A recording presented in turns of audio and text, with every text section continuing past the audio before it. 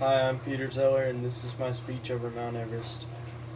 Mount Everest, more than a mound of rocks. Imagine the view from 29,035 feet above sea level. Now imagine all the hard work, time, and money spent on this moment in heaven. According to MountEverest.net, the spot where you're standing was formed 60 million years ago. Not only that, but you're one of only 1,500 people ever to summit. I decided to do my speech over Mount Everest because its rich history can be traced back to affecting cultures and ways of life thousands of years ago, and even to this day. Mount Everest not only serves a great climbing and tourist destination, but it also serves spiritual, cultural, and economical purposes. Let's begin with a brief history of Mount Everest. Mount Everest is ancient. EverestHistory.com has a timeline discussing the chronological events of the mountain.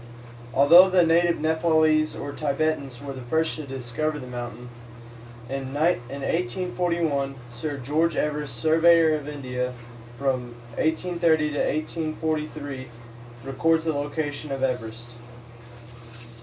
George Everest was an Englishman hired as a cartographer of the Himalayan mountains. The British Empire was curious about their newly acquired landscape, so he was on the job. His calculated estimate was actually 26 feet off. Although he never climbed Mount Everest, he was a key figure in its rich history. The timeline further goes on to explain the expedition of the first summit, what everyone thought was impossible. 1953, British expedition and first summit, led by Colonel John Hunt and consisting of climbers Dr. R.C. Evans, G. Band, T. Bourdon, A. Gregory, Edmund Hillary, W. G. Lowe, C. Noyce, M. P. Ward, M. Westcott, and C. G. Wiley. Returning as Sherpa from the Swiss attempts is yet again Tenzing Norgay. The route through the ice wall is completed April 22nd. Camp 4 is established at the foot of the Lhotse face at 23,000 feet. And after a lengthy delay, the South Col is reached via the Lhotse face route pioneered by the Swiss a year before. Pretty much before Sir Edmund Hillary had failed, but he was the first to summit using the South Col. It is still used today by modern climbers. It is comprised of the Khumbu ice falls, the most dangerous part of the mountain. It is where most deaths take place because of shifting ice. Then the Western Col. According to Alanarte.com, temperatures can easily reach 100 degrees Fahrenheit. The next stage is the Lhotse face. The Lhotse face is comprised of hard-packed snow and ice. After that is the Yellow Band and the Geneva Spur. This is where the death zone begins. The death zone is where the body starts to break down because it does not have enough oxygen. Finally is the summit and the top of the world. Now that you understand the history and the actual mountain, let's discuss the region and what affects the people of the region and what effects the mountain has on them. I believe Mount Everest has played a huge part of shaping of what is today modern Nepal and Tibet. The mountain guides of Nepal, known as Sherpas, believe the mountain as the goddess of sky. Sagarmatha in Nepalese is viewed as a sacred site. According to ImagineEverest.org, Buddhists have turned to the Himalayas as a sacred space where they may gain an understanding of the world and journey toward enlightenment. On the slopes of Mount Everest lie two important monasteries, Rongbuk on Everest's north side and Thayaboch on her south.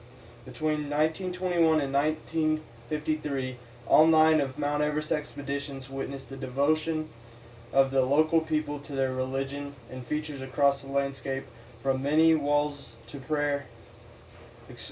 Expedition members were also aware of the importance of Buddhism to the Sherpas, in recognition of which they often sought the blessings of their lamas and Rinpoche. In 1953, when Tenzing Norgay reached the summit of Everest, he took with him his offering to the gods and thanks. The Sherpas are an ethnic group native to the Himalayas. Traditionally, they were subsistence farmers until European explorations discovered their abilities. According to National Geographic Brian Handwork, when Western mountaineers first set their sights on the world's highest peak, they found Sherpas, a people ideally suited to the rigors of high altitude climbing, unfailing, positive, stout at altitude, and seemingly resistant to cold. Pretty much, the Sherpas are bred for high altitude and hard work. This is why they are viewed as such important figures in the mountaineering world. Their entire livelihood depends on the mountain. Either Sagarmatha is kind, or she is harsh. Tourism of the Himalayas is their entire income. I hope that you found the information over the history, the cultural, spiritual, and economical effects of Mount Everest as informative as I did. So next time when you hear about courage, bravery, and extreme cold, think about the men and women who have risked their lives in pursuit of their dreams and willingness to face Mother Nature's most majestic landscapes.